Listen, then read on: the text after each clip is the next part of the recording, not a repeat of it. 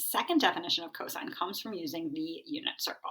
So say we're on the unit circle, we have a central angle here, theta, and we have this coordinate. And this coordinate is formed by using the terminal side of the angle, and it intersects where it intersects with the circle. Now we remember from all the work we've done so far to find the coordinates that we generally think about drawing a right triangle. So when we do that, to find the cosine of theta, that would be the x-coordinate.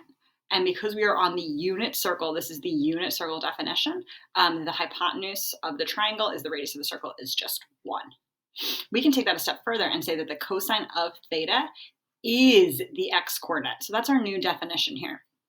We're not just saying that it's like equal to or corresponds to, we are defining cosine to be the x-coordinate from the point that's formed on with the terminal side of a central angle. So if we think about that again as a function, now when we plug in our theta and we take the cosine, what we get out is no longer a ratio of adjacent over hypotenuse. What we get out is a coordinate on the unit circle of that point where the terminal side of that angle, whatever this angle theta is here, where that side terminates and intersects with the unit circle. Using this definition, it actually allows us to really expand our domain and our range. So because now we're talking about central angles on the unit circle, those central angles can be 360 or more. We could keep going and going and going. Those central angles can also go in a negative direction, and we could keep going and going and going. So we now can have angles that are anywhere from negative infinity to positive infinity. And again, I'm using theta here because I'm not referring to the x-coordinate. I'm referring to the central angle. So we don't want to confuse myself. So that's what, when I talk about the domain, I'm talking about theta in the domain.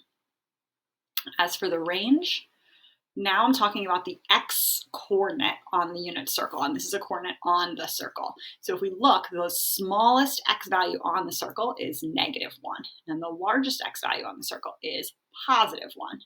So our cosine could equal -1. If we were right here, the cosine would be that coordinate right there, -1. So I have a less than or equal to.